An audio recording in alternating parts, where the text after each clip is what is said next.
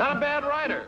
You think so? Mm-hmm. Good style, nice imagination. I think he's a very talented man. Well, thank you very much. Oh, it's nothing really.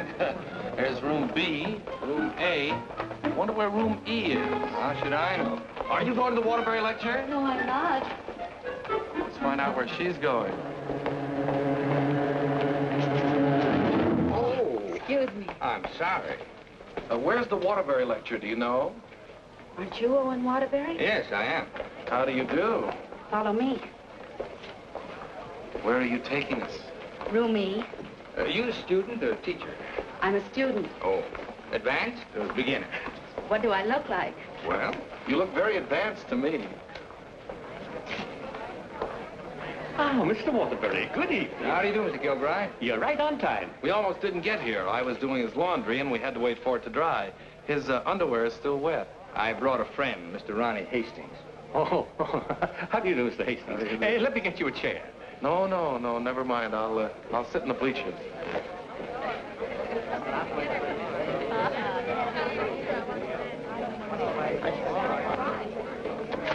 Hello. Hello. You going to be a writer, too? I hope to be someday. Well, this lecture should help you a great deal. He's a great writer, isn't he? Oh, yes. Of course, he gets most of his ideas from me. Excuse me. Yes? You're sitting in my seat. Oh, I'm terribly sorry. Good evening, Miss Gaylord. Hello, Mr. Scott. Anybody sitting here? Yes, Clarence Henderson. But he's out sick tonight. Well, then why did you make me move? Oh, Clarence and I don't speak. Oh, well... Attention, class. As I promised you, our guest speaker tonight will be none other than Owen Waterbury, author of the new bestseller, Last Year's Love. Mr. Waterbury. Oh, louder, louder. That's enough. I understand that most of you hold all sorts of jobs during the day, and yet you've been studying the technique of writing in the evening. Now you're ready to take your pen in hand and go out and conquer the world. You know, I'm hardly the person to tell you how to write because I don't follow any rules. Today, the writer is asked to keep one eye on the bestseller list, the other on art. That's divided loyalty, and that makes for dishonesty. I must confess, I've been guilty of this dishonesty, too. But now that I've made my position secure, I'm going to try to write a really good book. No more bestsellers, but something that I hope will be a piece of great writing. You know, good writing, fine writing, is here and here. The dictionary is filled with all the words you need, but unless the mind and the heart find those words for you, you better leave them in the dictionary. He's so brilliant. Shh. Because a writer, fundamentally, must believe in himself. That's half the battle.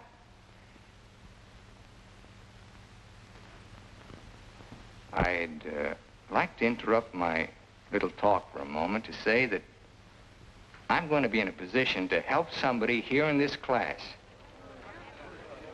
Beginning tomorrow, I'm going to need a secretary. I've already placed the request with the University Placement Bureau, and man or woman, whoever qualifies, will get the job. That's very nice of you, Mr. Waterbury. Well, it's not a big job, but the surroundings will be wholesome. And you'll be able to serve your apprenticeship under someone who's already established. Well, so much for that. I remember when I wrote my first novel. It took a lot of work.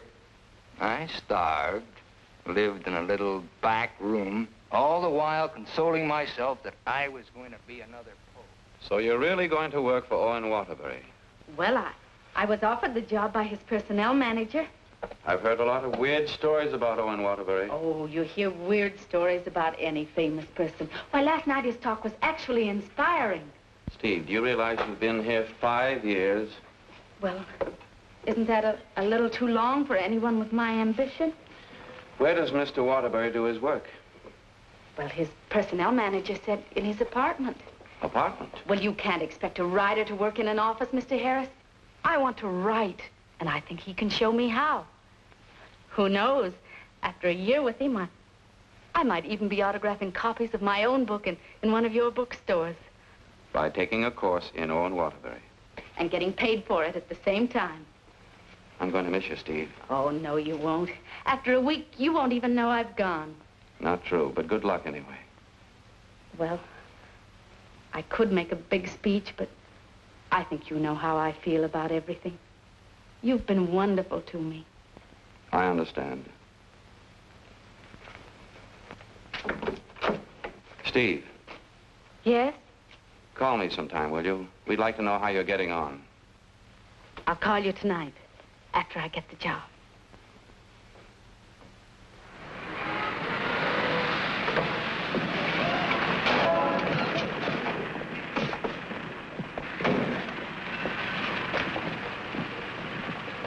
Why don't you watch where you're parking? Well, you can back up, can't you? You got to reverse. Never mind, Bill. Just save your energy for upstairs. Smart guy. Hand me the bag, Bill. Yes, ma'am. I'll take it upstairs for you, man. Anything drives a cab these days. Apartment 3E. Thank you. Now, just remember, Bill, if he says one word that's out of line, just one word, I want you to buff him right on the jaw. They might take my license away. Not for protecting a lady. Well, come on, in or out, in or out. You know, I hit pretty hard. The harder, the better. Is he a big guy? 6 feet of bluff. I'll cut him down. I didn't get this nose for nothing. Are you sure he can't fight? He's a writer. Writer? Fighter? Now, remember, if he just so much as opens his mouth... Don't worry, I'll shut it up. I got a bigger mouth than he's got. I've come for my things. And what's the objection? Evidently, he has none. Follow me, Bill. Now then, I want you to take all the things out of that drawer and put them into that bag. Yes, ma'am. No, no, no, not the drawer, just the thing.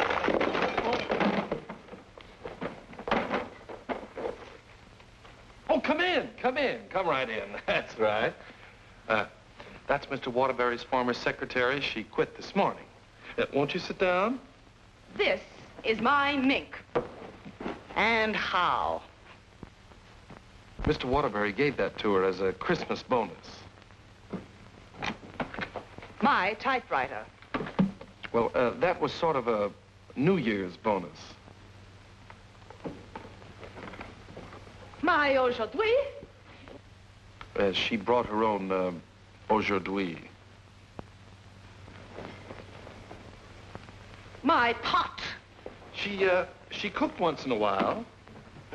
My bourbon. She drank a little. My cigarette box. She smoked, too. My lipstick. Shall we adjourn to the library? Your frankfurters. Goodbye, Mr. Waterbury. Good thing you didn't open your mouth. Thank you. Come along, Bill. Don't bother with your inferiors.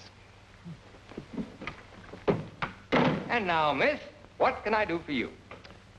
This is your new secretary. Oh, yes, you're from the Kilbride School. Yes, I am. Say, look at that. She knocked over a bottle of ink all over the carpet, and it's going to be hard to get out, too. Well, would you try cleaning it up, please, Mary? Not me. The landlady says I'm not to clean up any more messes. Just do my regular work and get out of here.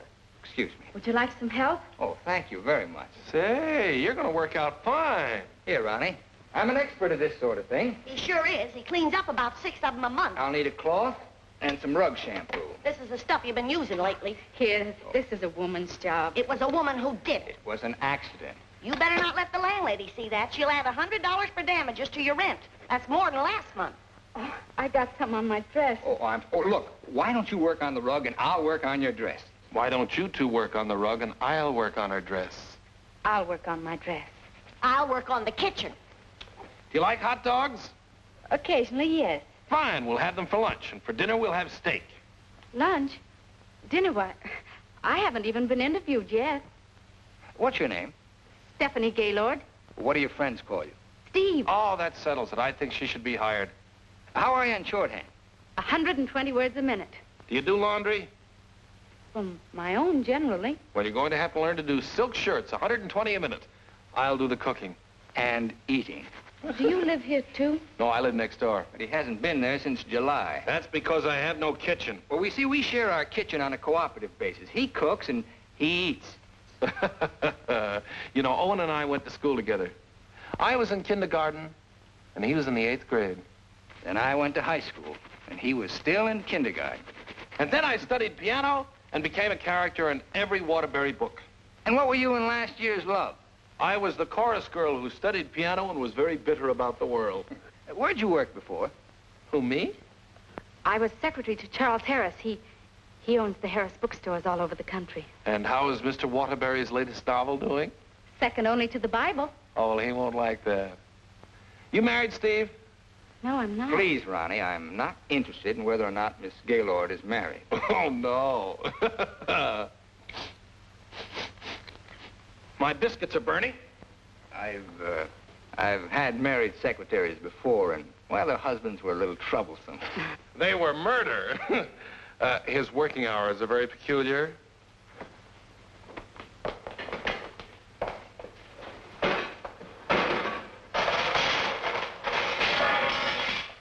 Well, I think we've done a good job.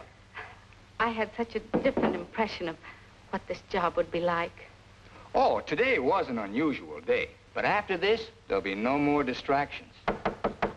I'll go. We're going to work in an atmosphere of dignity and culture.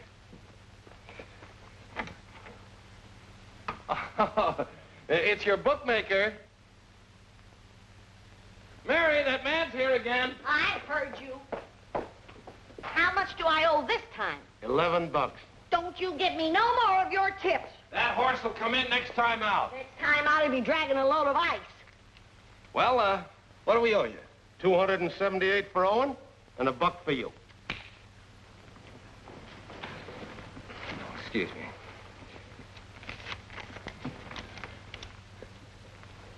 Here you are. I'll have to owe you mine until next week. You want to wager today? Well, I haven't looked them over yet, but I'll give you a call. And no more 50-cent bets. The boss don't like them. Where was I? You were telling me that everything here was dignified and cultural. Oh, yes. Now, Steve, about your other duties. I'll go. Did you just have an interview with my daughter, Mary Hastings, about a secretarial job? Why, yes.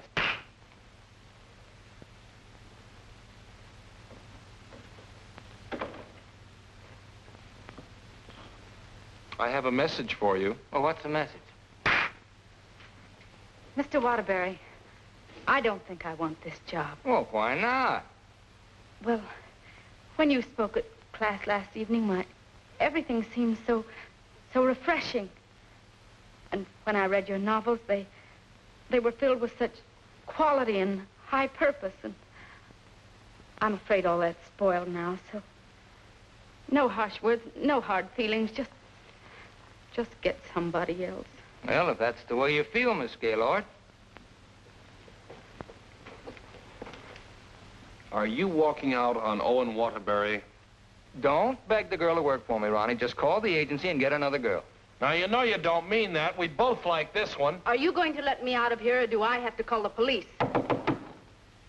They're here already. I came for the rent. Mrs. Reeves, I just mailed you a check this morning. Oh, you always do that, knowing full well that I only live downstairs. Any damage this month? Oh, it's been a very, very uneventful month. Oh, the carpet again. Yes. Mercy!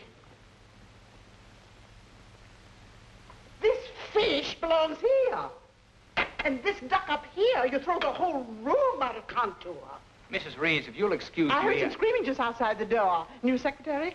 Well, yes. You being hired or fired? Miss Gaylord has just been engaged. Oh, too bad, Mr. Waterbury, because something moved in the apartment upstairs would just fill your every requirement. Well, unfortunately, Mrs. Reeves, the job has just been filled. Well, I want you to meet her anyway. Felicia! Coming, Mrs. Reeves.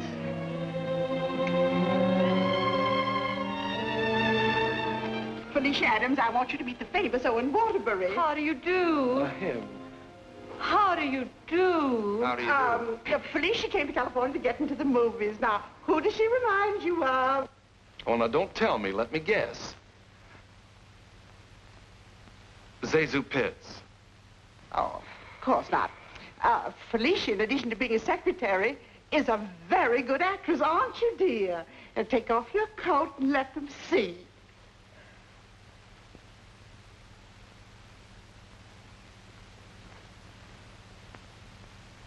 She's got a lot of talent there. I thought you'd think so. I was a model back in Texas, but I came out here for a career.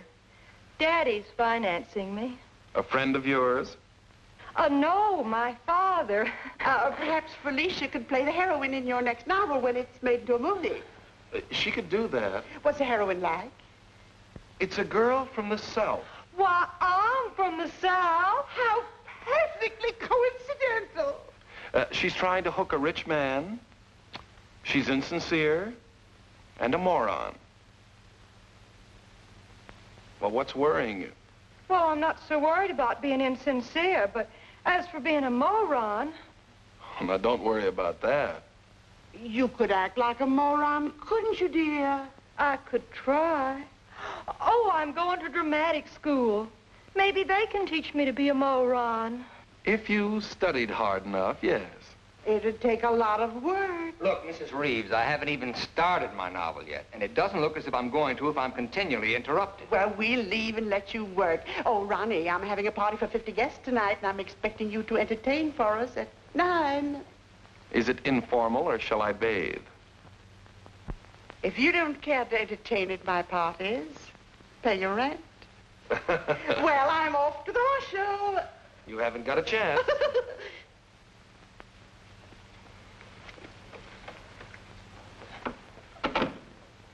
You know, ever since her husband died and left her 7 buildings, she's been a peeping Tom. Now, come on, Steve, let's you and I prepare lunch. Look, I stayed only because I didn't want to cause a scene in front of your landlady, but I'm really leaving now. What an idea. What an idea. Take your stuff. Come on, take it down. Get your Well, where's your pad? When you're gonna have a pad, you can't go to a job like this without a pad. All right, I'll find a pad for you, man.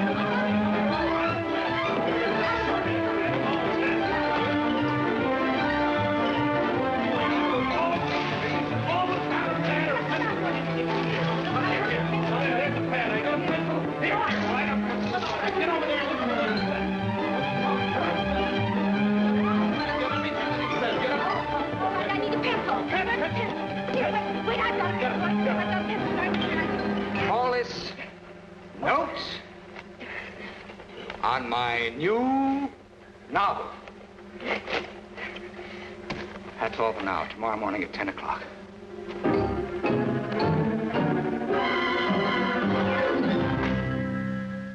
He's incubating. He's incubating at last. Come along. You always start a new novel. Yes, always. I remember on last year's Love, I was baking a cake. All of a sudden, he called me out, and I had to start taking dictation. And I couldn't go back until he was through dictating. At 3 o'clock in the morning, we sat down to chocolate-covered ashes.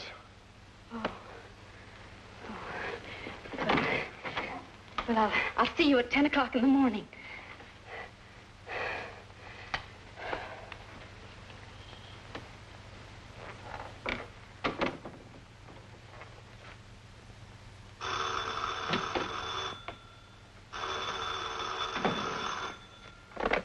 Hello?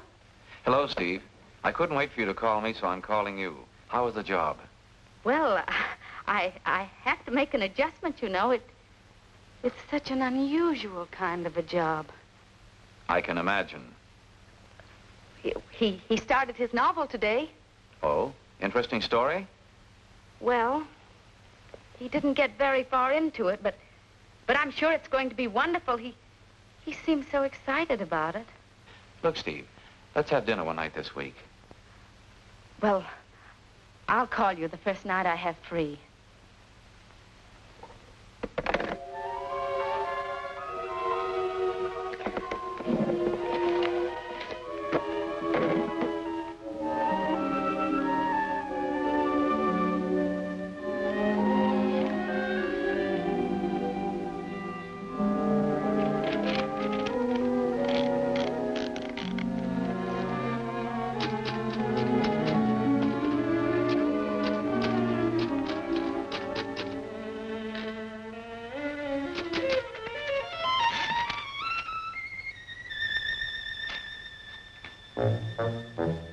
Good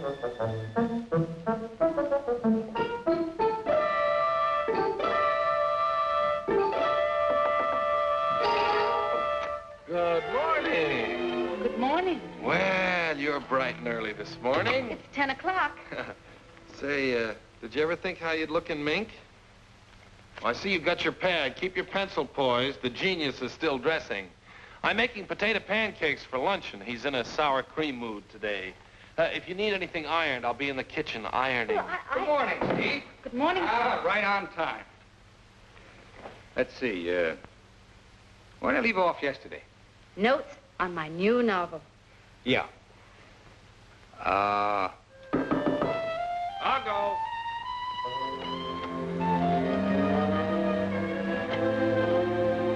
Hello. Hello. Hello. Hello. Hello. Hello. Hello. Now, where did I leave off? Notes on my new novel. Oh, yes. Make that Notes on My New Novel by Owen Waterbury. That's good. Oh, that's real good. Don't you think that's good? Oh, I like that. Chapter 1, General Introduction of Characters. Chapter 2. Well, I'll do Chapter 2 tomorrow. Chapter a day? That's swell. You sure you're not tired? Miss Gaylord, you stay here and answer the telephone. I'm going to the beach for some salt air. Well, be sure you don't bring any home with you. Right, boy. Let's drive someplace nice, like Santa Barbara. Well, honey, anything you say.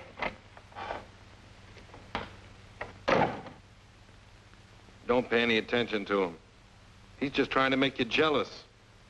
Jealous? Well, what makes you think I'm even interested in him? You know, for a secretary who's just been given the day off, you're awfully annoyed. Annoyed? Of course I'm annoyed. I just don't want to sit here doing nothing. I came here to work. I came here to do nothing, and now I'm working. Look, if you get paid for idleness, grab it, you fool. There goes another one.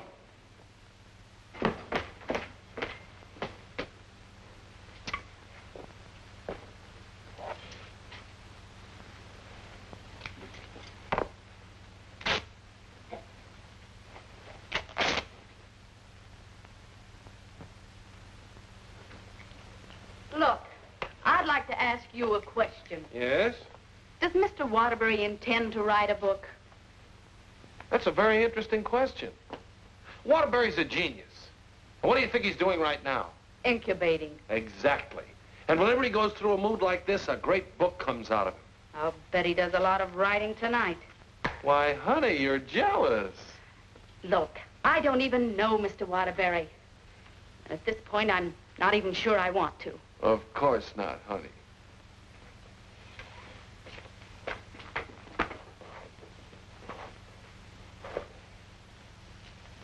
Say, can you tell me what I'm doing wrong? Everything. Here, let me have it. How can you get so many wrinkles in it? Well, he's tried 16 laundries, but he still likes my work best. These are good shirts. We're good shirts. You know, I just thought of something. What? I must be going out of my mind. Why? Well, I went to night school for a whole year to learn to be a writer. And here I am doing a guy's laundry. Oh! It's not done yet.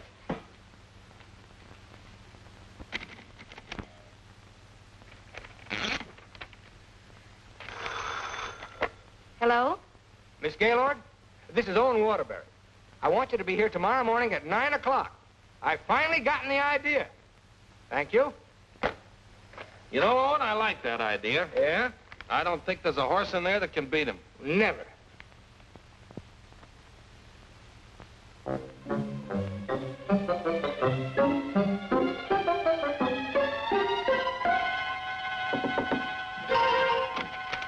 Morning. Morning. Oh, leave your coat on, Steve. The taxi will be here in just a minute. Got a pair for her? Well, she can use mine. Where are we going? To the races. The race. Haven't you ever been? Never in my life. Swell. Always lucky the first time. Come on. But what about that idea you had that... Oh, that can wait till after the third race. Look, I got a horse in here. Look, Mr. Waterbury, I don't think I ought to go along. Say, are you complaining about being paid to go to the races? Come on!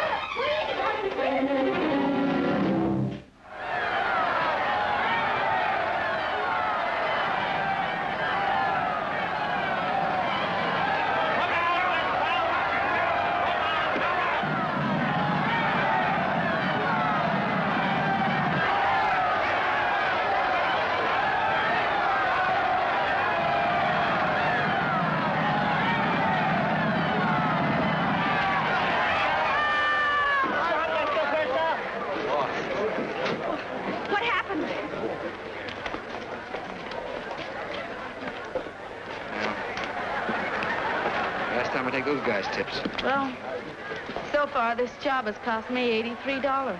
Now, don't worry. I'll see that you get that back. Why should you? I gambled and I lost. Well, losing's good for the soul. We had the 3 best souls in town.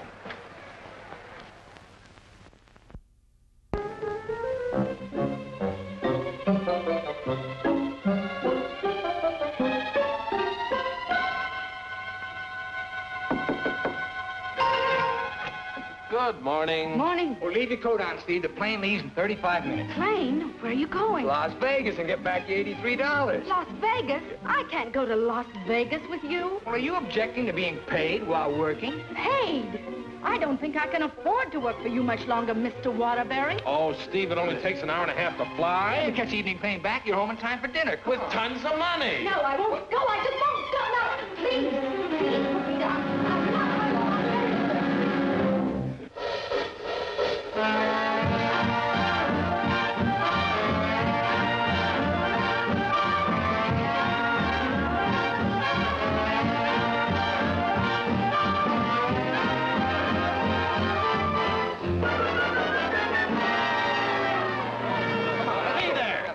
You lose. Right here, right here. Oh, sorry, shooter. No dollar bets. Yeah, where do you think you're going? Los Angeles? Hit the road. Come hit the on, road. baby. Here we go. Come on. Oh, the easy way. Oh, What is your point? Hard way. 4, the hard way. Hard way 4. Hard way 4. Baby, here it comes. There she is. 4. 7, you lose. 7, you lose. Standing on my right again, huh? When are we leaving, Mr. Waterbury? Leading, I'm stuck 3,000. But you said we'd catch the midnight plane. There'll be another plane at 2, darling. Next shooter, please. Grab Don't the next guys. shooter. Take the right again. Oh, come on, let's go. I thought working for a writer was going to be so uplifting. Craps, you lose. Perhaps you lose. See what you did? But I didn't do anything. She didn't mean it. What are you grinning about? I'm betting on crabs. Everything was going to be so intellectual. Craps again. Go ahead. Are you doing that on purpose? What did I do? You're doing all right, honey. What's her point? Her point is crabs. Can't you make anything but craps? I was going to meet only literary people. Craps, Nick. You're my dream girl. Never saw that before. Don't make any more craps, understand? I'll tell him when he comes in. Keep your mind on the dice. Put this all on 7. She's got to make this time for once. Let's go. You know, I'm writing a novel too, Mr. Waterbury. It'll be a honey. A 2 and a 1. Correct. 4 straight. Get out of here. That's goodness. What's wrong? Keep your mind on the dice when you roll them. How dare you speak to me like that? Just for that, you rolled your own dice. Craps again. Baby dollar, Rich. Come on, bring it in. Over here. Come on, lad. Money. Gaylord. Steve, where are you going? I'm going home, and I never want to see you again. You're a fraud, Mr. Waterbury, a cheap, egotistical fraud, and your whole existence is something I want no part of. I'm sorry I even met you because you've spoiled something for me. You've spoiled my impression of Owen Waterbury, the writer. Steve, look, you can't go home alone. I'll take you home. Steve, please sit down, will you? I want to talk to you, please. Steve, honestly, this gambling, it's an insidious thing. It changes a person. I'm really terribly sorry. Well, then why don't you put a stop to all of this and get down to work? I guess I'm afraid. Afraid of what? I'm afraid I'm not the great writer I started out to be. Instead, I'm just a commercial hack. Oh, no, you're not. Didn't you see how everyone at the university treated you with awe and respect? Why don't you write another love story? I'd be going backwards. Backwards? Stick to your last. You know the story of the clown who always wanted to play Hamlet? If you keep telling yourself you're a failure, you'll be one. If I try another love story, will you work for me? If you work, I'll work for you. Thank you. I'm poor again. I just switched to 7s.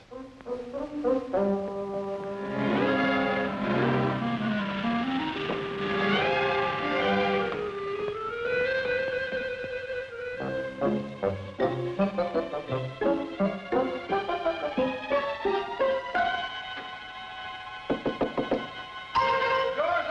on in. Hiya, Steve. No, keep your coat on. I'll tell you why. The taxi's going to be here in just 1 minute. What? Oh, don't worry. We're going to work, but let's do it at the beach house, huh? He's superstitious, honey. He starts all his novels at the beach house. But why the beach house? Did you like last year's Love? Very much. Well, most of last year's Love was done down there. Well, shall I take the typewriter? It'd be a nice idea. Ronnie, will you stop teasing the girl? I'll be dictating today. Come on, Steve.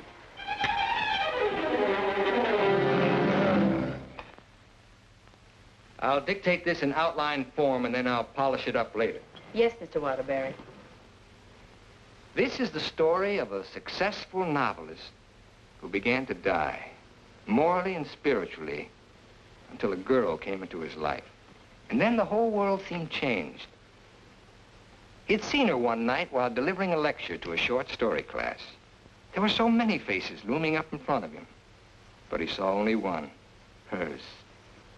Wistful, delicate, exquisitely beautiful.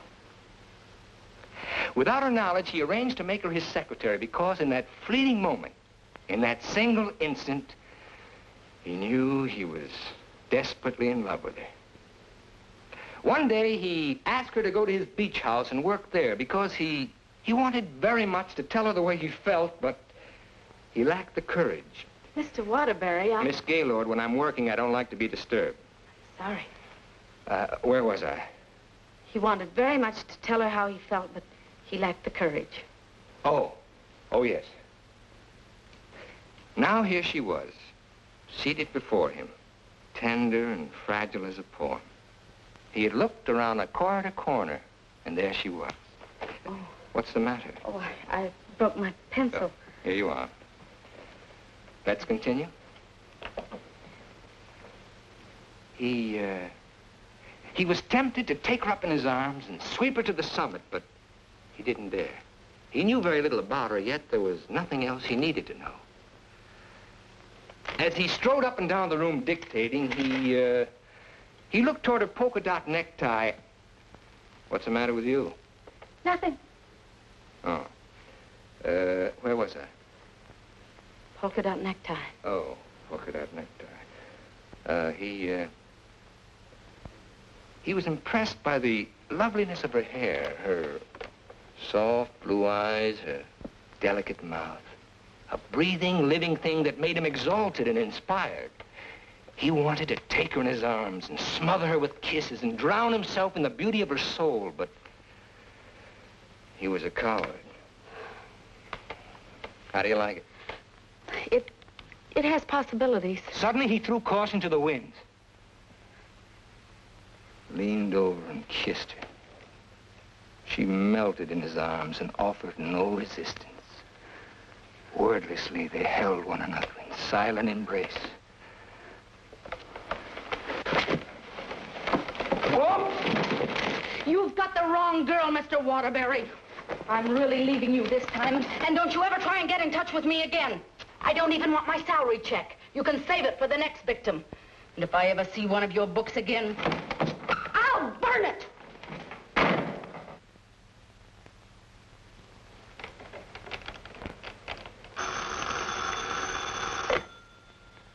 Hello. Oh, hello, son. I just thought I'd call you and let you know I made dinner for the three of us. And ask Steve if she likes popovers. Steve's just quit. Yeah.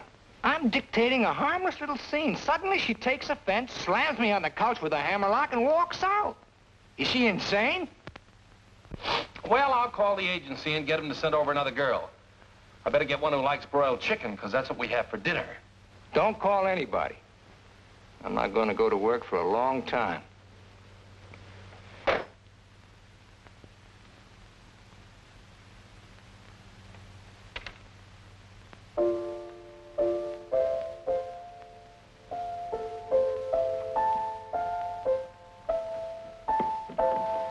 Come on, will you get out of here so I can wash these keys? I'm composing. Composing? I haven't heard a good song out of you yet.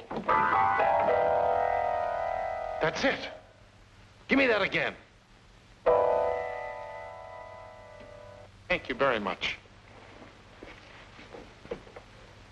What are you calling that thing? I got a cold in my nose. Come on, sing it. Oh, Mr. Ronnie, Oh, don't be silly. I just want to hear the quality.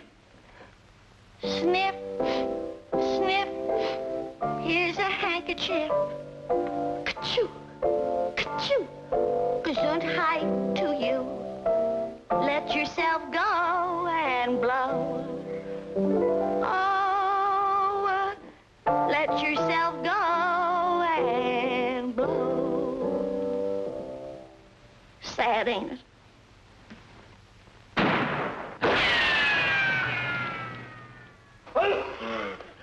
I have to have some water. Some water. Water in the kitchen. Well, I can't go in there. The place is on fire. Here, this will do it. Oh. You and your cooking. You and your popovers, they don't pop, they explode. Call the fire department. The fire department, they just put water over everything. I can't.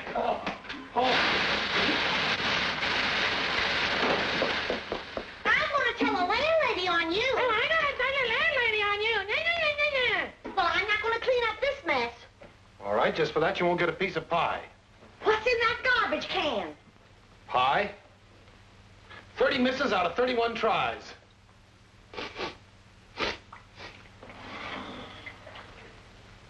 $31 misses.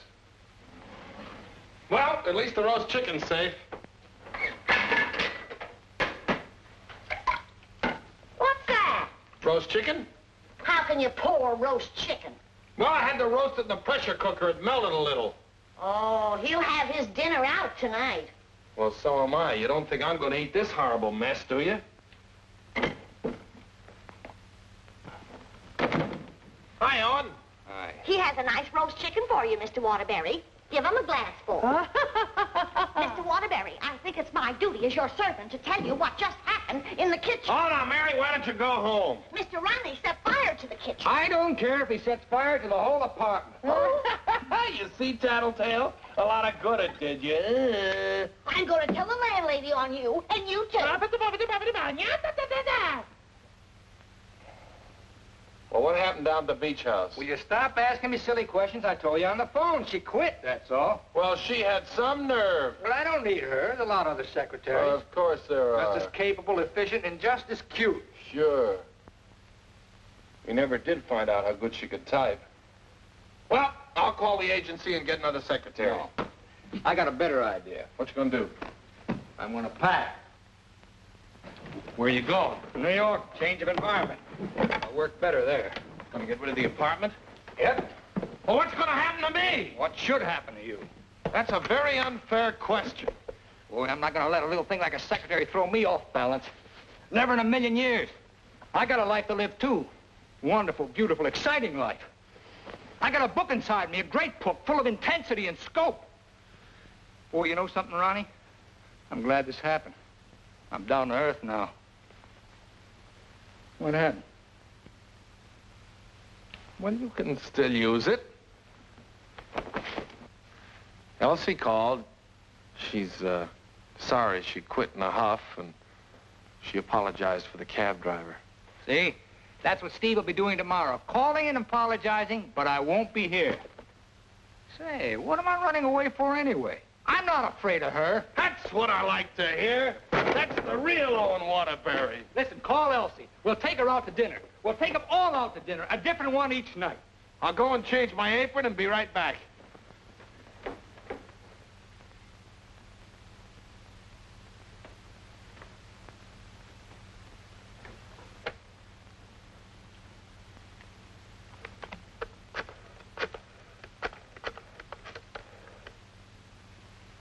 Bryan Detective Agency?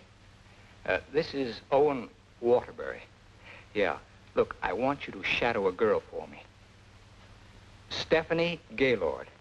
Now, let's all try to have a good time tonight, okay? I'm willing. Are you, Ronnie? I'm willing. Good evening, Mr. Waterbury. Hello, Francois. Here, why here? I like it here. You've always hated the Ridgely room. He's joking. I'm not joking. You've always hated it, hasn't he, Elsie? I thought so. I've always hated it. Mr. Waterbury, there's a gentleman here to see you. Gentlemen? Oh, yes. Ronnie, will you take Elsie to a table, and I'll join you in just a minute, huh? All right, but don't leave us. Don't stick Elsie with the check again. Antonio, table 3. Table 3. Where is he? Alcove 2. Oh. Good evening. Is that the gentleman? Yes, sir. Hello. Did you send me that message? Yes. Bryant Detective Agency. Devon is the name. Well, how'd you find her so fast? That's my job. There she is, right over there. With a man. Who's the man? I don't know. Do you want me to find out? Of course I do. All right. I'll start shadowing both him and her. I want you to find out everything you can about her. I think she's in love with him. She your wife? No, my secretary. I get you. Look, I want nobody to know about this. Don't worry. The way I operate, even you won't know about it. Can you check her pass for me? It'll be expensive. Well, why? The unknown quantity. We've just finished checking on a girl. Took us a year to get her pass caught up with her present. Do a good job. I will. Take care of my check. Cigarettes? Yes, give me a pack, please.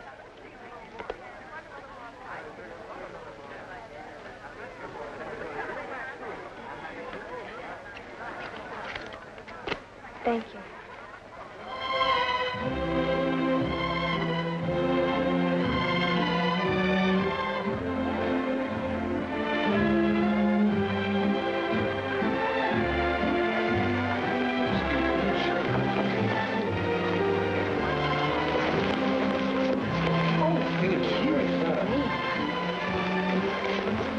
Oh, excuse... Hiya, Steve. Hello, Ronnie. Don't talk to her. I'm mad at her. Oh, I forgot. Good evening. Good evening. You know him? Uh-huh. He's my new boss, Your new boss. What's his name? Charles Harris, the bookseller. That's Steve's old boss. He's not so old. How dared you go work for him? Listen, Shakespeare, I'll work for whom I please. What, did you have to pick on her old boss? Did she pick on mine? When Mr. Harris called the employment agency, he asked for somebody with literary experience. How did you qualify? You used to work for Waterbury. Steve, with her principals out with her ex-boss. What about Elsie? Who's she out with? We're talking about Steve and her principals. Leave mine out of it. You know, I bet Harris hired you just to spy on me. Well, you're not very complimentary. I happen to be an excellent secretary. When did you learn to type, dear? Has he been questioning you about me? Only the normal questions about my experience. You didn't talk, did you? Ronnie, will you stop looking at everything as one big, long laugh? Oh, I've got a laugh for you, lover boy. What? They're going to be married. They're what? They're going to be married. Where are you going? I want to talk to her. Your order, please. A broiled chicken. Yours? Well, I'll have a glass full, too. Hello. Good evening. Mr. Harris, Mr. Waterbury. Well, congratulations. I just heard the good news. What good news? How about you marrying Stephanie? May I dance with the bride? That's entirely up to her, isn't it? May I? Thank you. Not at all. So she decided to get married to the wrong guy. Are we going to dance, or are you going to dictate a novel? Oh, now why should a nice, intelligent girl like you marry a man she doesn't even love? For your information, I'm not marrying anyone. Oh, well, now I respect you. You respect all girls who decide not to get married. Going back to work for him? Is this a quiz, or are we going to dance? Well, it could be both. Say, how would you like your old job back? Better terms? Not interested. I'll throw in a bonus. Marriage. Mr. Waterbury, you talk about marriage as though it was something cheap and vulgar. Who else but Owen Waterbury would invite you out for the evening and dance with another girl? I would. Say, why don't you pay him back and dance with Mr. Harris? I wouldn't think of dancing with my boss. This is me you're talking to, remember? Well, I mean, not until I'd worked for him. For a few days. Well, that's a nice sentiment. Steve, you're in my arms at last. I'm holding you at last. We're dancing. You may be dancing, but I'm holding you. Oh, like the tide, you go out, but you also come in. Owen Waterbury, you're the most maddening man I've ever met. Listen to me, Steve. I love you. Everything I dictated at the beach house I meant, but it was too much of a coward to say it out. I love you, Steve. Marry me. Take a chance. This is me, the author with beautiful words, but I'm stuck. All I can say is, I love you. Marry me. Your chicken, madame. And your chicken in the glass, sir.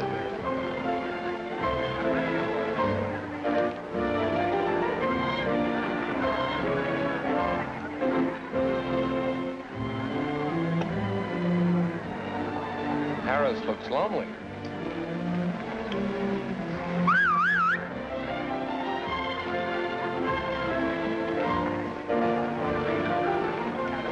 Mr. Harris, this is Ronnie Hastings. How do you do?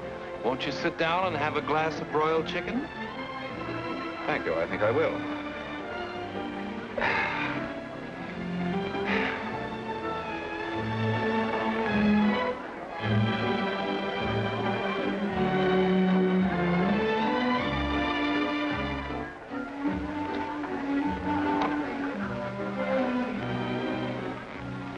Ever hear the story of the unholy three? If you don't mind, I think I'll be running along.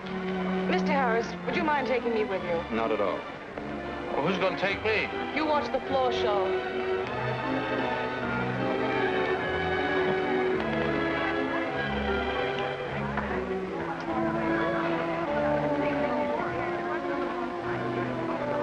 Want to dance? I love it.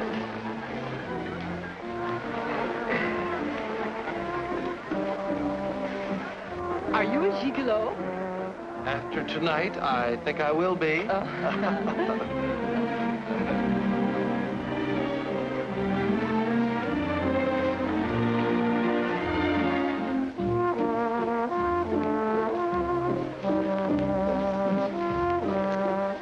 Isn't life strange? When one gets up in the morning, one never knows what one will be doing in the evening, does one? Oh, dear.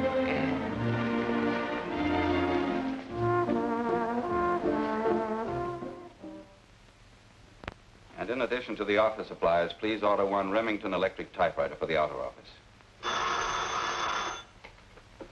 Mr. Harris's office. Just a moment, please. Hello? Yes. What? When? Thank you. Goodbye.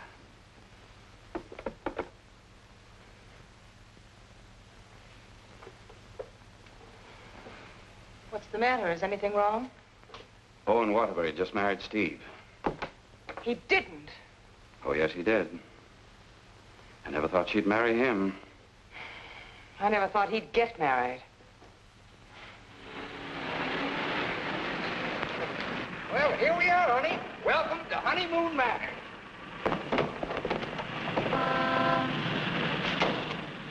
Congratulations! Hi, Ronnie. May I be the first to kiss the bride?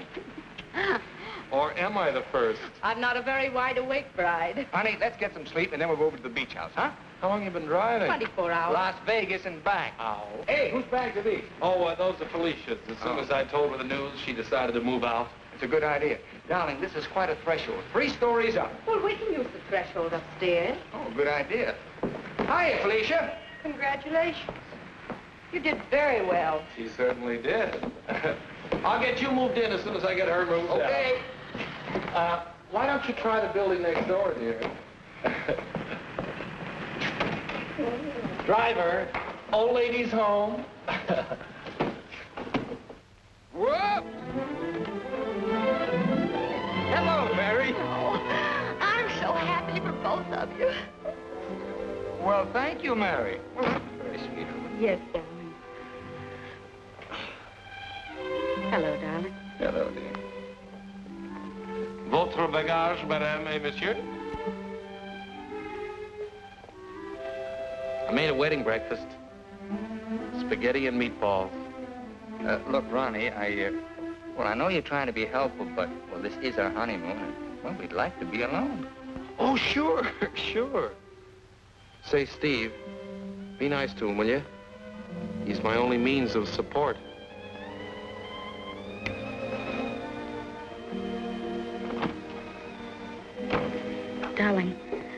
Are you glad you married me?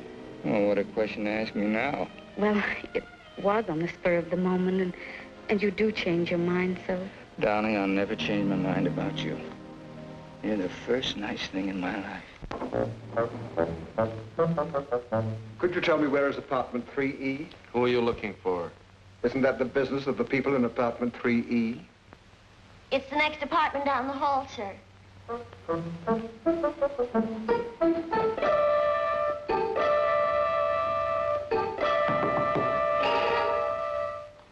I beg your pardon.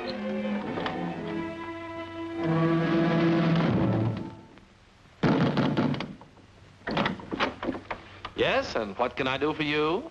I have a message for Mr. Waterbury. Well, I'm afraid Mr. Waterbury can't be disturbed just now. He's a little busy. My name is Devaney. Will you tell him the woman he's interested in got married?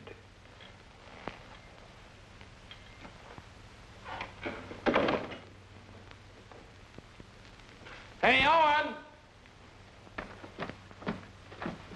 You got a minute? Ronnie, what is it now? There's a fellow was outside, said his name was Devney. He had a message for you.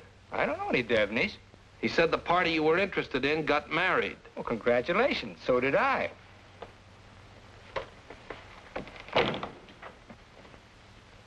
Darling, whom were you interested in who got married? There's only one married girl I'm interested in.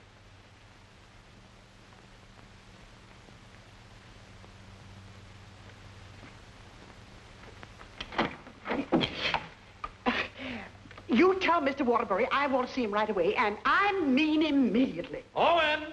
Horrible Hannah's here. We call you that affectionately, dear. Now what is it? Oh, excuse me. I didn't know your secretary was working late. They're married. Married? Well, as his wife, she might as well be in on this. Just what can I do for you, Mrs. Reeves? I've come for the rent. But I paid you the rent on the first, Mrs. Reeves. I've had to make a new rule, Mr. Waterbury. I don't take bad checks. When'd you make that rule? Since you moved in. Darling, do you happen to have $485 in the bank? I think so. Well, could you write me out a check till I get this thing straightened out?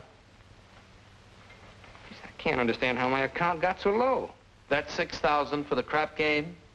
Oh, yes. And the $2 for the marriage license? One has to live. Thank you, dear. Thank you, Mrs. Waterbury. I never thought I'd ever call anybody Mrs. Waterbury. Well, I'll just walk you down the hall. Oh, thank you, Ronnie. Is this any good? She's loaded. Well, I suppose an explanation is in order. You don't owe me an explanation. Oh, but darling, I want to explain. Oh, excuse me.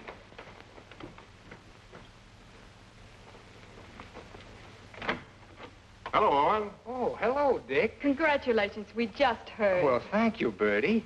Congratulations. Thanks a lot. Oh, darling! Well, won't you come in and sit down? Oh, yes, thanks. Oh, darling, I want you to meet Mr. Fulton, my publisher, and Bertie. This is my wife. How do you do?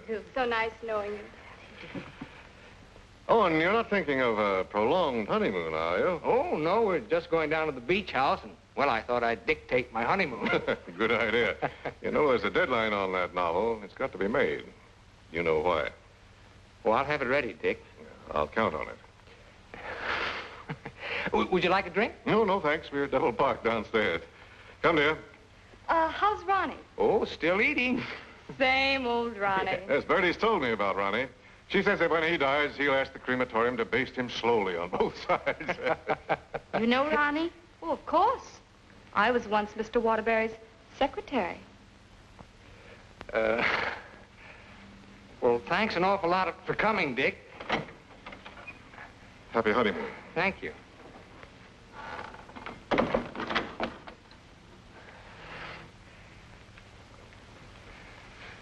Darling, why did Mr. Fulton look at you so accusingly? Well, I owe him $20,000. I drew it as advance royalty against my next novel.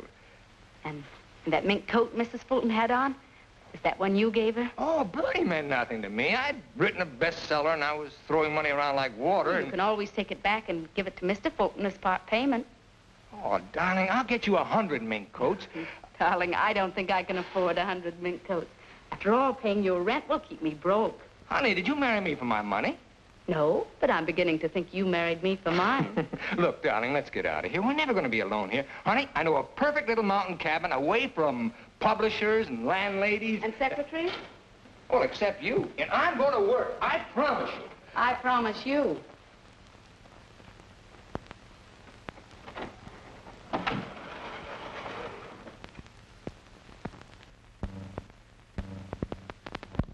How long did you work on this book, Owen? 4 months. I'm rather proud of this one, Dick. Where's Mrs. Waterbury? Oh, Steve's down at the village getting groceries. She wants to prepare you one of her special dinners.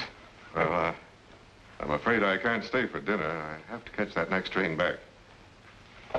Dick, let's drop the suspense. How'd you like the book? I'm going to let you have it right between the eyes, Owen. You don't like it? I hate it.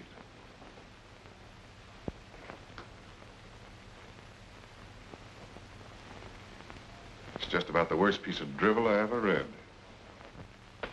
Why, if I were to publish this, Owen, it would ruin you. Fortunately, I found another book to use in its place.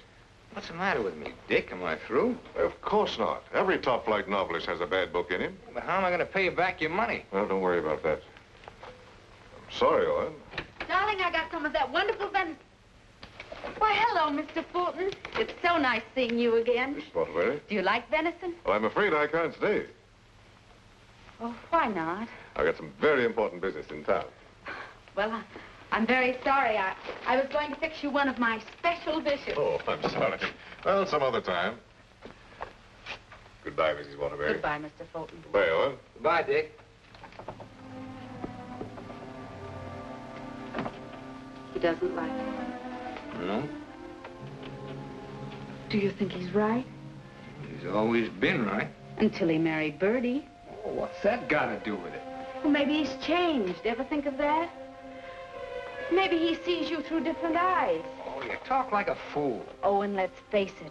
Your book is now being published by a man who sees his wife in your arms on every page. He thinks that girl in there is Bertie in you. You're a child. Bertie meant nothing to me. He doesn't realize that. And he's still a human being, even if he is a publisher. And he's a man. Let's get away from here tonight. Tonight? Oh, and you blame me, don't you? Oh, not really, Steve. It's just that it's so distracting to have a man's wife as his secretary, too. I've got to try another book fast, and I'm going to have to get myself another secretary. So I'm fired, is that it? Oh, Steve, it'll be better for both of us if I work by myself. It'll give you a chance to work on your own book.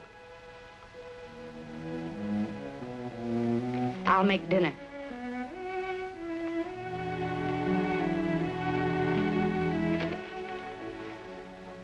Owen, I finished my book. Oh, you did? Well, I'd like to read it. It's been on your dressing room table for 2 weeks. Oh. Well, I'll read it on the train. Don't bother. Are you hurt? No, I'm not. You call and get tickets for the train and send Ronnie a wire to get you a new secretary.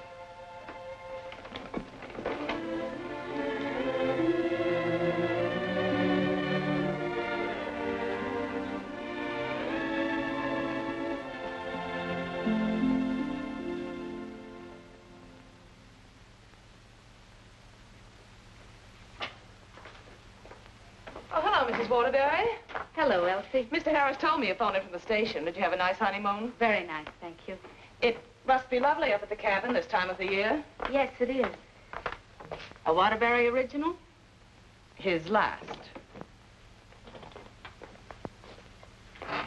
Steve. Hello, Charles. Sit down, won't you? Thank you. Oh, you're looking fine, fine. Well, 4 months of the outdoor life. None the worse for it. Charles, I want you to do me a favor. This is Owen's latest book. Fulton doesn't like it. I want you to read it and let me know what you think about it. I'll try to be as objective as possible. You will be, I know. And I have another manuscript for you. Mine. You finished it? Yes, it was a long uphill pull. Oh, I've changed the title so many times that I finally decided to call it Dawn's Yearning. What does Owen think of it? Owen hasn't read it yet. Oh? He hasn't had time. He's been busy writing. He couldn't concentrate on it. I'll be glad to read both of them. Thank you, Charles. Goodbye, Steve. Goodbye, Charles.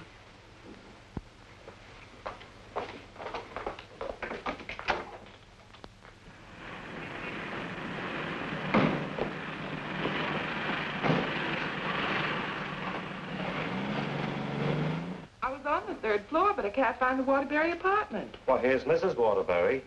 Oh, how do you do? The employment service sent me over. What for? Oh, Mr. Waterbury wants a new secretary. Oh, is that so? Yes. Well, follow me. Oh, thank you. I know it's going to be so exciting working for Mr. Waterbury. You just love it. I know I will. You know, this is such a rush call, I hardly had time to dress. Dress beautiful. Oh, thank you so much. You know, I make my own clothes. Oh, really? Yes. Come in. Come right in, Miss, what did you say your name was? Hilda Schneebacker. Miss Schneebacker.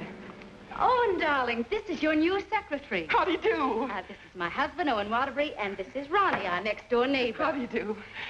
Can I get you something to drink? Have you any beer? Well, I should say we have. And we have pretzels, too. You know, I could just drink a barrel of beer. What did you ask for on the phone? I thought they knew our account. Dope. Oh, don't bother.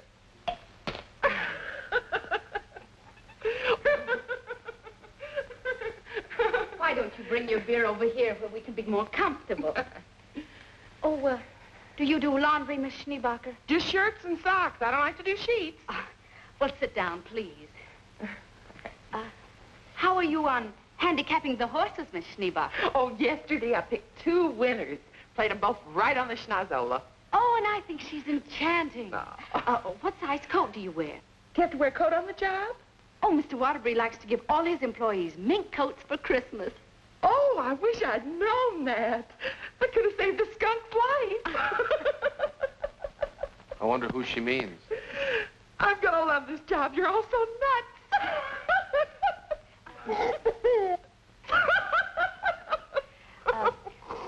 Do you object working late hours, Miss Schneebacher? Not at all. A room with a girlfriend. I haven't seen her since New Year's.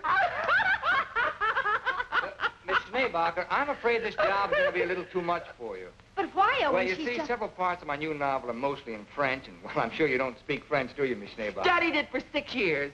Once I had a French boyfriend. We had no trouble. Yes, but how's your shorthand? Shorthand? I don't take shorthand. You don't take shorthand? Well, no. The agency said this was strictly a typing job. Oh, no. This is mostly a shorthand job. But I could learn it. I'm afraid not. Well, guess that lets me out. Leave the glass, please. Oh. Thanks for the beer.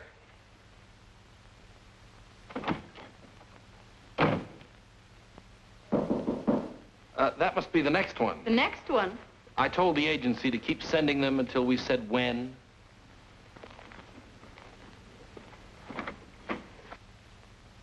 How do you do? Is this apartment 3E? Yes, it is. Does a Mr. Owen Waterbury live here? Yes, he does. I'm Owen Waterbury. Oh, Mr. Waterbury, the agency sent me. Dawn O'Malley. That's right. Won't you come in, Miss O'Malley? Thank you. Won't you sit down, Miss O'Malley? Thank you. Oh, this is my wife. How do you do? How do you do? You take shorthand, of course. Yes, 120 words a minute. Oh.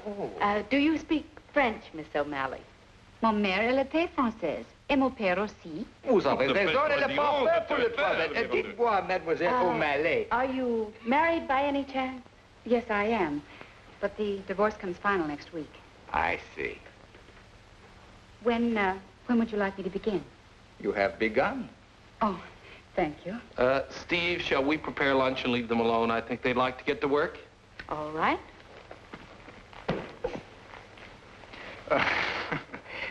Tell me, did you ever work for a writer before? Yes, once about 3 years ago. But I'd rather not talk about it. Oh, well, why not? Well, he asked me to work late one evening and began getting a little fresh. So I called the police. All I want to do is work. I guess the publicity ruined his career. But he deserved it. Don't you agree? Yes, I do. How about lunch, Miss O'Malley? Oh, I've already eaten, thank you. And you, darling? No, thanks. I'll skip lunch today. You will just love living in this building, Mr. Scott. And you'll just love the Waterburys. They're so bohemian. Crude. I'll go. Oh, hello. Hello, Mrs. Waterbury. I want you to meet your new neighbor, Sylvan Scott. He's moved in that little bachelor apartment upstairs that Felicia used to have. Yes, I know, Mr. Scott. Hello, Stephanie. How nice. Come in, come in. Now I want you to meet the important member of the family. This is the great Owen Waterbury. Oh. How do you do, Mr. Waterbury? And How do you do? This is The horrible Ronnie Hastings. Hello. new secretary. Yes, she was just hired and I was just fired. Mr. Scott's a writer, too. My building will be just crawling with them. Yes, Mr. Scott and I went to night school together. We sat next to each other.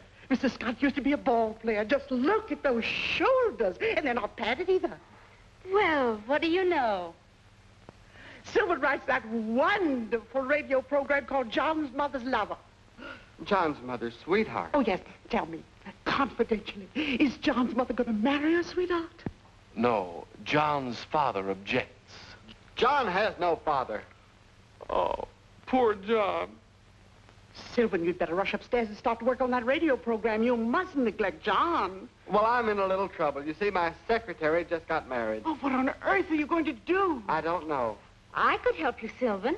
You, Stephanie? Yes, you see, I was Mr. Waterbury's secretary before he married me. That's right, you were. The marriage was a bonus.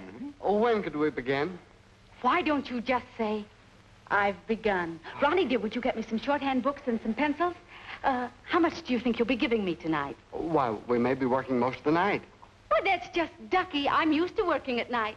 Goodbye, darling. Don't work too hard. I won't. Come on.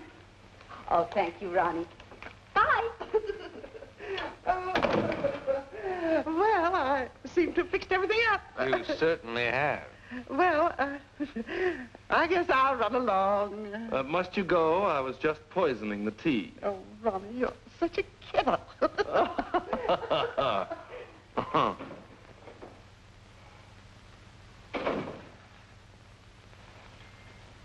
You know, you're gonna really like it here, honey child. Watch your hands. I don't tolerate familiarity from anybody, and I mean anybody. I once ruined a man's career, and don't you forget it. Miss O'Malley, you may have the day off. Why don't you make it a year? But I haven't even begun yet. Oh, that's all right. You get paid just the same. Oh, well, all right. What time tomorrow? Oh, any old time. Suit yourself. But I don't understand. Well, how about noon? All right. Thank you.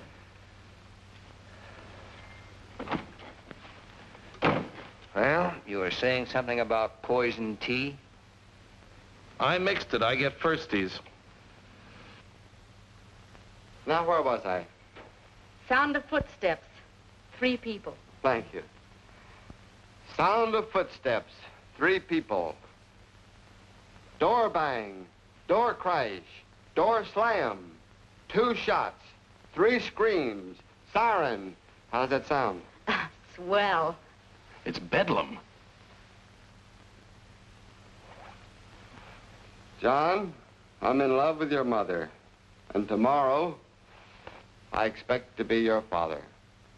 John's going to be a father, and I'm the first to know. Now I don't have to listen tomorrow. But, Father, I'm older than you are. John's older than his father?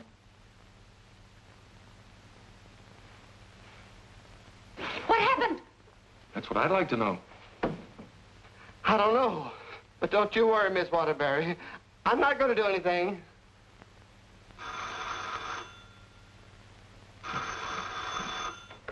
Hello. Hey, they just turned out the lights. Who's calling? This is Charles Harris speaking. I'm sorry to be calling at such a late hour, but I must talk to her. They just turned out the lights. Will you keep quiet? This is her husband. No, she's out for the evening. She's right upstairs. And I don't know when she'll be back. Didn't you hear me? I said they just turned out the lights. Darling, may I borrow a light bulb? I don't care what you do. What's the matter? I'm going to a hotel in case you're interested. I'll go to a hotel. After all, this is your apartment. No, it isn't. You pay the rent. Ronnie, will you take this up to Mr. Scott, please? Oh, and you can't possibly be jealous of that man upstairs. Why, he's utterly harmless. Boy, you really had me fooled. Why do you say that? Charles Harris just called. Have you seen him, Steve, since we came back? Oh, and it's terribly late, and I don't like cross-examinations. After all, we're two adult human beings, and we should be able to trust one another. Don't smile it away with pretty words, Steve. Have you been seeing him? Yes. All right, then this is it. But I only saw Charles Harris for one reason. I took him your manuscript. He knows a great many publishers. Please don't. It's too late for that.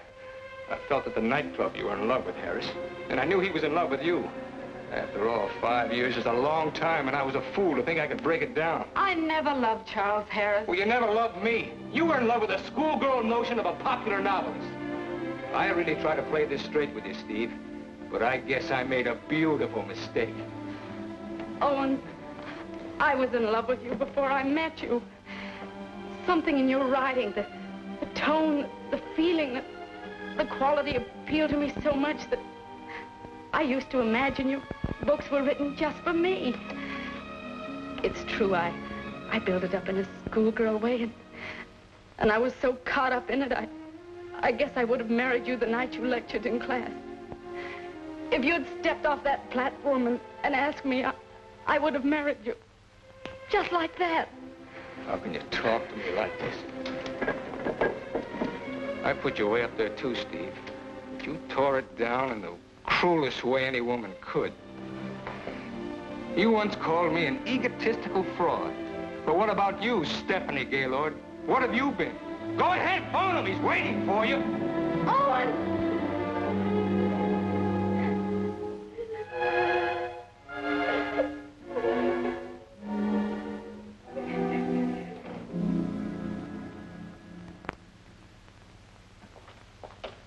Good morning, Mrs. Waterbury. Good morning, Elsie. I have an appointment. Yes, I know. Mr. Harris has a surprise for you. Won't you come right in? Steve. Good morning, Charles. Stephanie Gaylord, this is Mr. McNally, Mr. Hudson, Mr. Burke of the Literary Times. How do you do? How do you do? How do you do? So you are Stephanie Gaylord. Sit down, Steve. This is a big morning in your life, Steve.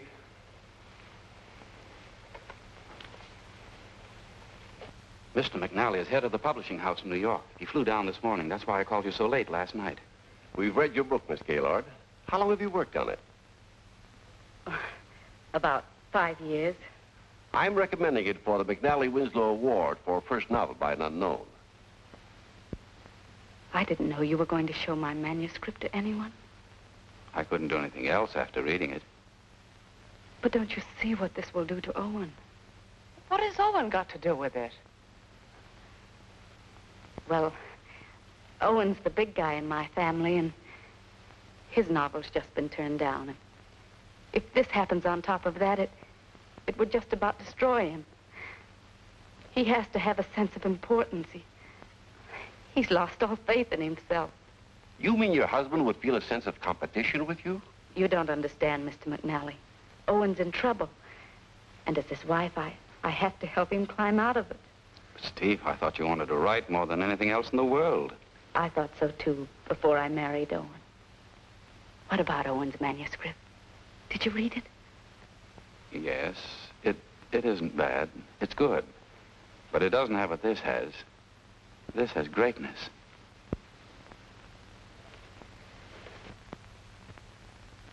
Please sit down. I want to talk to you.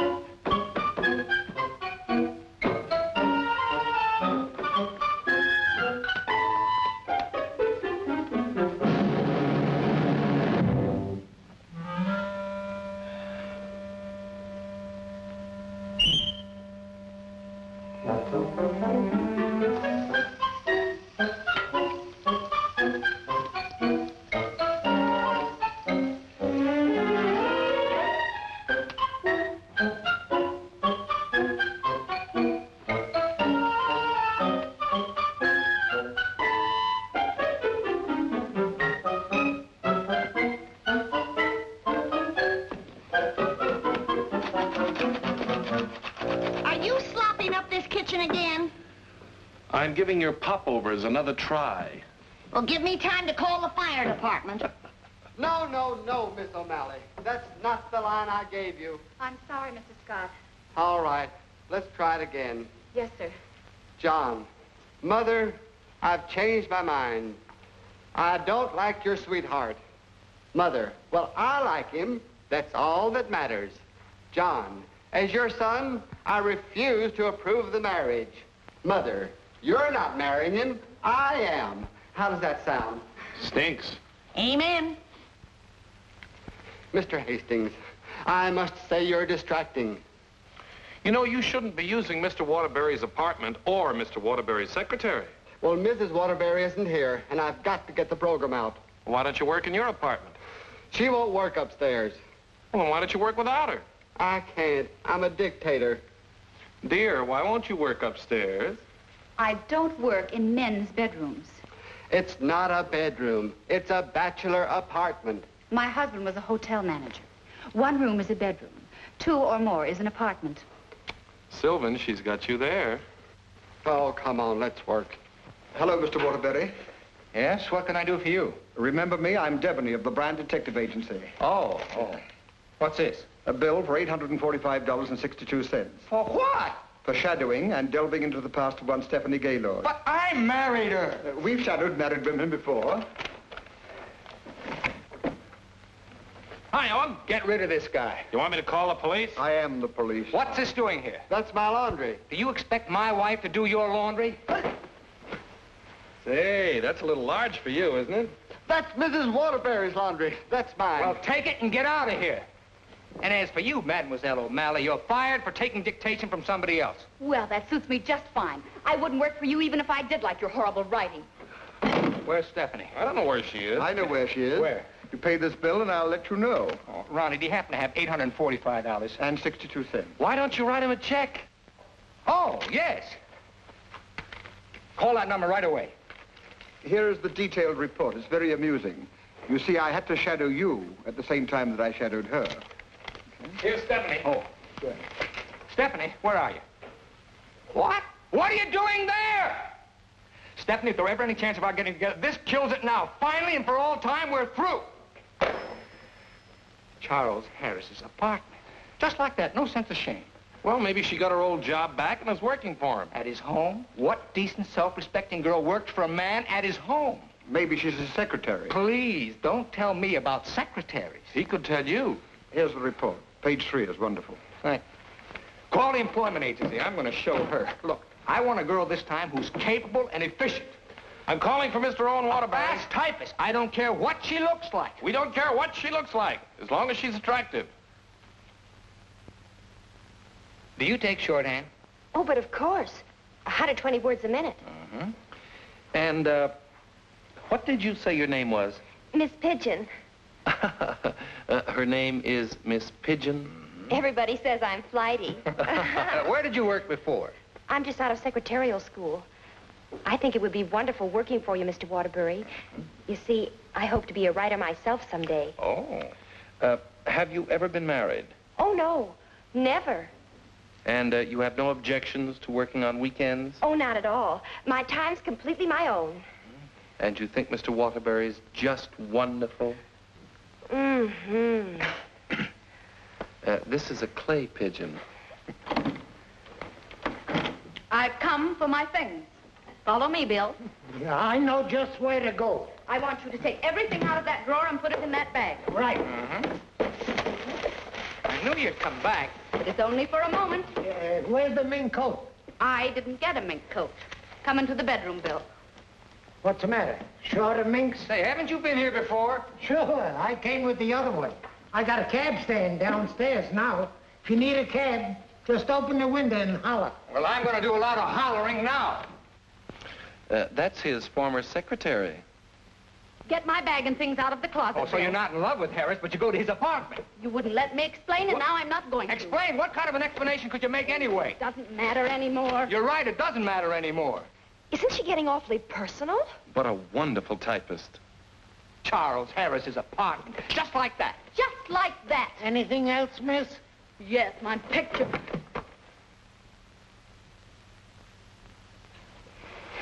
If I were a man, If you were a man, I'd ask you to step outside. Go ahead, hit me. I dare you. Did he slap her? I should say not. She slapped him. I've known all along why you've resented me. It was because I liked your novel and I told you so. You think you've wasted your time. That's your tragedy. My only tragedy is you. I'm going far, far away from here, and I'm going to write a book about you. I'm going to call it The Heel and His Victim. That's a very horrible title. It'll do. Goodbye, Owen Waterbury. And don't you ever try and get in touch with me, because I want no more of you. And that goes for me, too. Where's Miss Pigeon? She, flew the coop. Where do you think Steve's going? I think she's gonna marry Harris. Harris, I'd like to see that little worm. I'm going to. Now, where are you going? I'm so mad I could get married. You know, I think I'll have to. Well, whom are you going to marry? It'll be a female. That's about all I can say.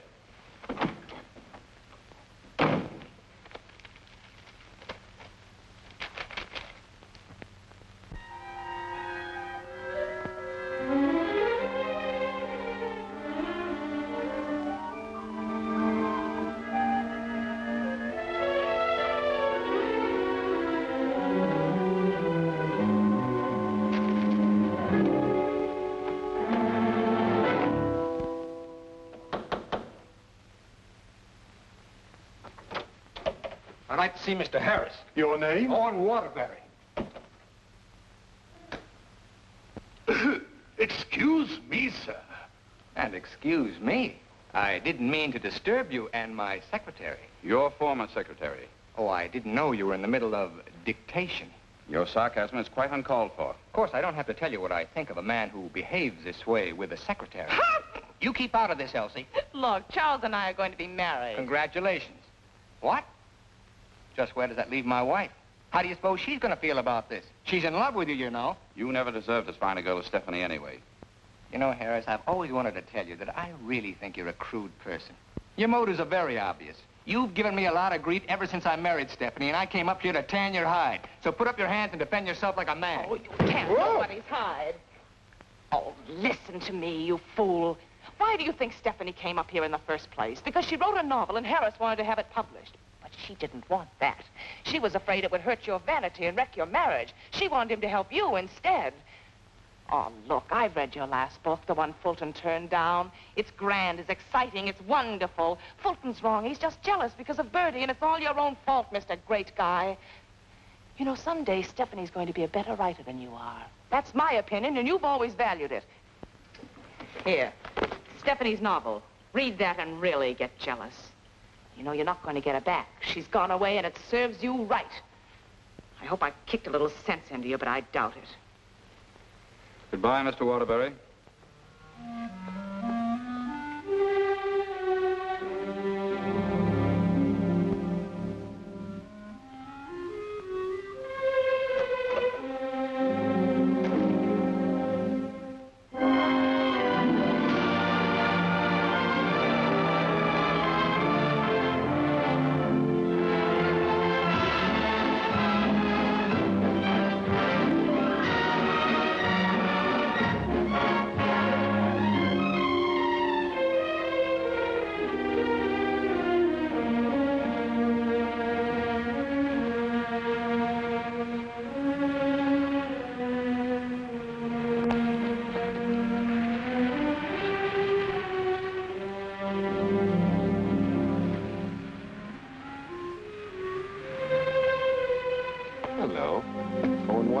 Yes? I've got to serve you with these papers. What for? Suit for divorce for Mrs. Waterbury. Thanks.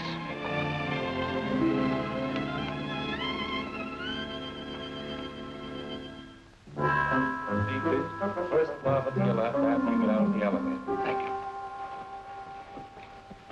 you. Oh, mine's 3. What's yours, please? 4C.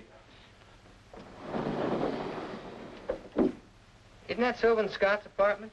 Oh, is it? I didn't know who lived there, but I'm his new secretary. I see.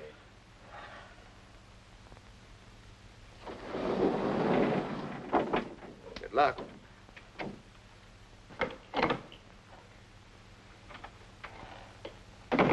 Hello, Mr. Waterbury. Hello, Mary.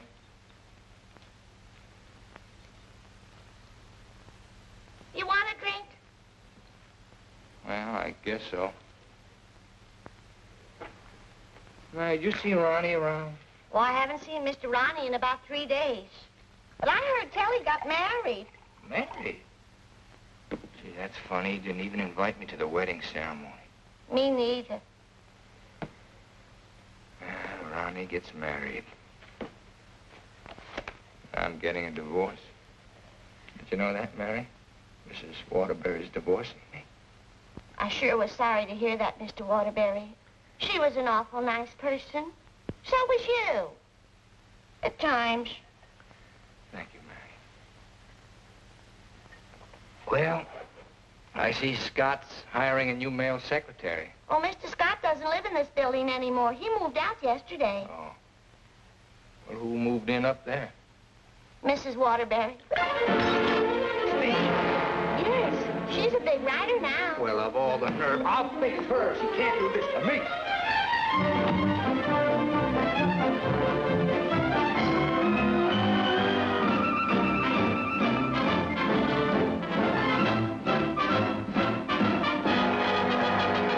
Come in. Yes, what can I do for you? Out. Look, I said get out. But I don't understand. Don't you listen to him. This is my wife.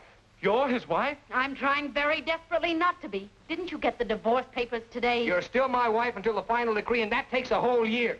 Are you still here? I said get out. Mr. Simpson, you come back here tomorrow morning at 9 o'clock. You'll come back here never. If I find you here again, I'll throw you out on your ear.